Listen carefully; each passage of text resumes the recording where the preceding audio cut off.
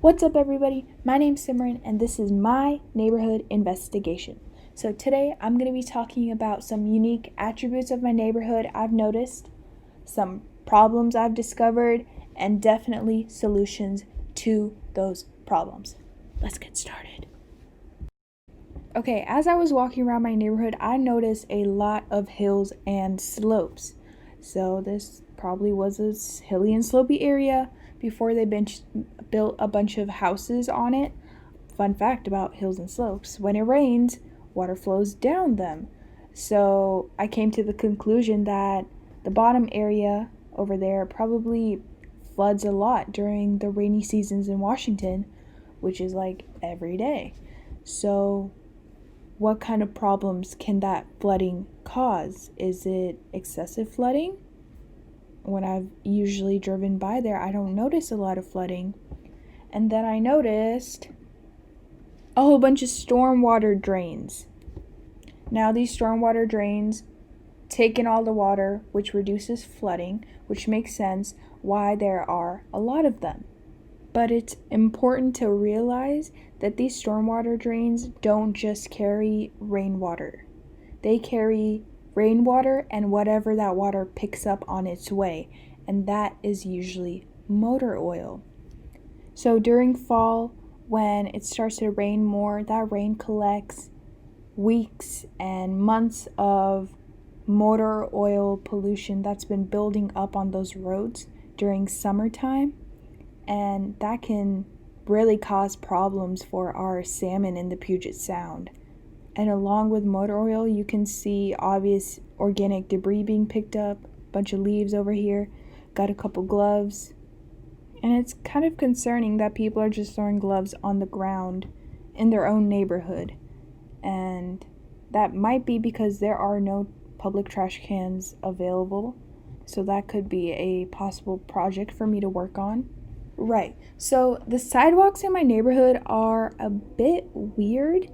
They start and end and start. There's no consistent sidewalk on the side of the road all the time.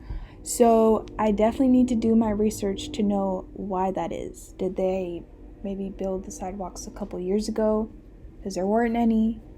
Is it because of driveways? What's going on here?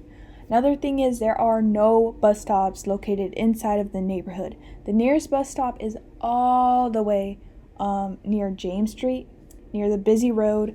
So residents living on the far right side of the neighborhood would have to walk all the way over there, and that definitely prohibits them from using the bus on a daily basis, which makes sense why they would use their private automobiles. I honestly would too.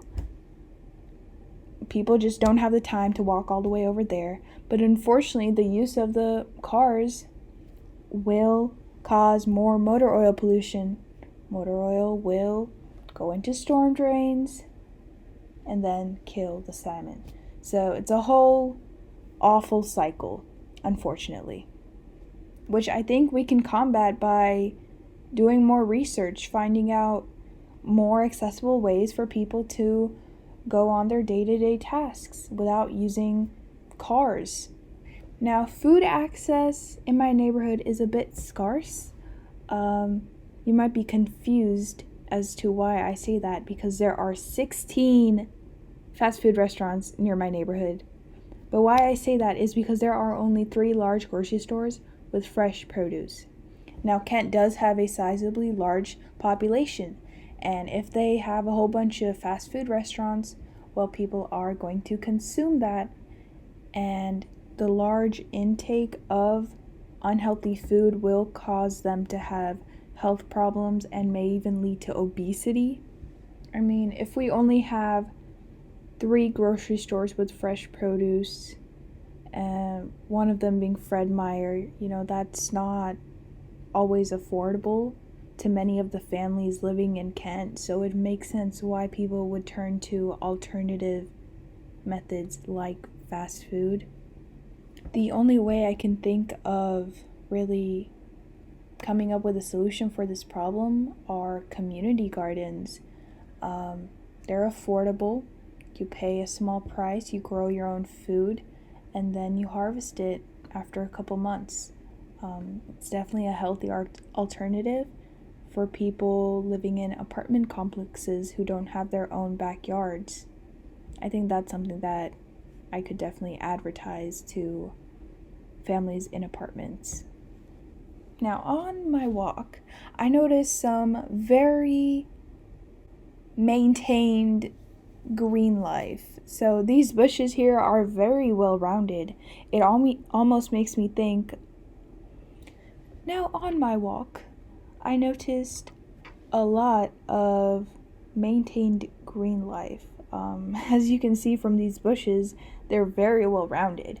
It almost makes me think how much time these residents spend on maintaining their bushes, or how much money they spend regularly maintaining them.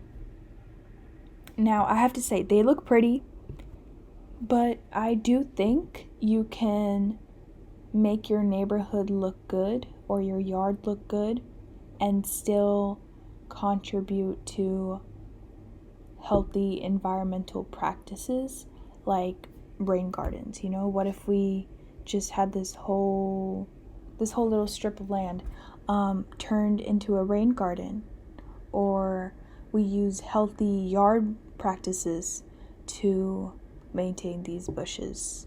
I think if we ask around on how these bushes are maintained and if we provide environmental alternatives, that could definitely help. And now we have arrived to Garrison Creek Park. This park is the closest park to me that has tennis courts. Now, I like playing tennis, and when I found out about this park, I was so excited to go until I actually went. So it turns out this park is quite poorly maintained. It doesn't have a lot of nets. There's gunk on the courts, and only a few people use it. I'm guessing it's because of how poorly maintained it is. And it's been like this for a couple years, and I don't see anybody really bringing this problem to the city. It's time for me to take initiative to write a letter to city officials to see what I can do about this park. Now, my plan. I've analyzed the problems. I'm starting to create solutions. One of the solutions being promote the use of rain gardens. Okay, I love seeing those rounded bushes, but I definitely think there are better environmentally healthy alternatives. And then I'd love to promote gardening. Okay, those fast food restaurants are poison. Do not eat at fast food restaurants, please. And then lastly, Garrison Creek Park. I want those high quality tennis and basketball courts for the youth in my neighborhood. Okay, if they get out, they see a really nice maintained park, it might motivate them to go out and play, improve their skills. It challenges childhood obesity. I really want to go play at those parks, and I think it's time for me to take initiative and claim it, fix it up, whether it's with the help of city officials or if I organize a neighborhood cleaning team. We got to do something about it. Anyways, here are my field notes. So I highly recommend you all take field notes. This helped me write down anything I observed. Pictures are awesome, but I did come up with discoveries, and I analyzed a whole bunch of things, which I wrote down on my field notes. So after the explanation, I think everybody could guess what my 5 big questions are. So they do have to do with the bushes. I know I keep attacking those bushes, but I want to know how much time, water, money, and machine fertilizer they are using to maintain their pretty yards. I think we can definitely work on that. Then we have Garrison Creek Park. This is really close to my heart. I really want to play on those tennis courts, but I need nets to play on them, unfortunately. So I definitely like number 2. Yet, number 3 seems more attainable to me.